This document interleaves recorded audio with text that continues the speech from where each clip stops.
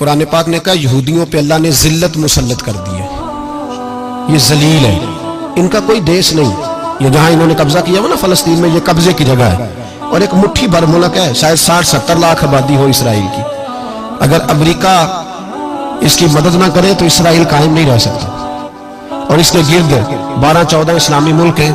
بیت المقدس مسجد اقصیٰ معمولی جگہ نہیں، حضور نے فرمایا 3 سفر کرو تو سمجھنا ہم عبادت کر رہے ہیں۔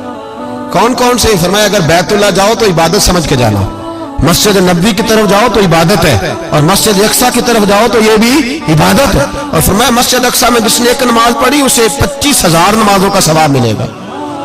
اور میرے رسول پاک نے یہ وہ مسجد ہے جس کے ساتھ معراج شریف جڑا ہوا ہے۔ قرآن پاک نے کہا کہ اس مسجد میں سبحان اللہ اسریٰ بعبدہ لیلا من المسجد الحرام الی المسجد الاقصیٰ۔ مسلمانوں، قرآن کہتا ہے کہ تمہارے معراج کی شان رسول پاک کی مسجد اقصیٰ سے جڑی ہے۔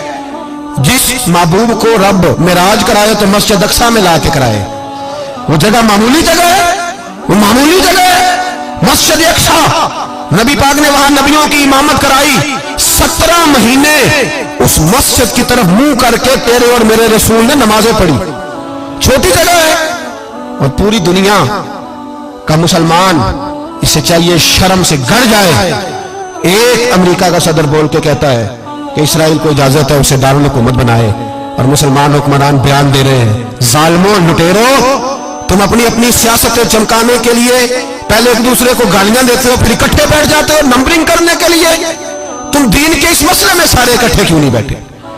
سارے پاکستان کے سیاستدانوں کو، علماء اور مشائخ کو چاہیے تھا ایک پیج پہ اکٹھے ہوتے، اکٹھے بیٹھ کے ایک بیان ہی دے دیتے، ایک بات ہی کر دیتے۔ پھر میرا سلوٹ ہے ترکی کے صدر کو، پھر میرا سلوٹ ہے ترکی کے صدر کو۔ عجیب بات ہے نا کہ اس کے پاس ایٹمی طاقت آپ سے کمزور ہے، آپ کی تگڑی ہے، اس کے پاس جو فوجی طاقتیں ہیں وہ اپنی جگہ پر آپ کی فوجی طاقتوں کا لوہا مانتی ہے دنیا، لیکن پھر مجھے کہنے دو نا، میدان میں بندہ ایٹمی طاقت سے نہیں لڑتا، ایمان کی قوت سے لڑتا ہے۔ وہ بول اٹھا ہے نا، کیا کر لیا اس نے اپنی پارلیمنٹ سے خطاب کیا۔ اس نے بہت عرصہ پہلے کہا تھا مسجد اقصیٰ میری خواب میں آئی تھی، اور رو کے کہتی تھی آئے مجھے کوئی صلاح الدین ایوبی کا ماننے والا، کوئی آئے مجھے بچائے۔ کہتے میری خواب میں آئی تھی اور روتی تھی، کہتی تھی کوئی آئے۔ اور ایک شاعر نے کہا ہے مسجد اقصیٰ نبی پاک کو بھی بلاتی ہے، کہتی ہے ایک بار پھر طیبہ فلسطین میں آ، راستہ دیکھتی ہے پھر مسجد اقصیٰ تیرا، ایک بار پھر سے طیبہ سے فلسطین میں آ، راستہ دیکھتی ہے پھر مسجد اقصیٰ تیرا۔ کوئی بول رہا ہے نہیں اتنا مقدس مقام، چھوٹے چھوٹے بیانوں، کہیں اکٹھے ہو جاؤ، پیش کوئی کر رہا ہوں بڑی جلدی۔ اس امریکہ کو لوگ ٹوٹتا ہوا دیکھیں گے، اس سے بکھرتا ہوا دیکھیں گے، اس سے لرزتا ہوا دیکھیں گے، اس لیے کہ مقابلے رب رسول سے اتنے آسان نہیں۔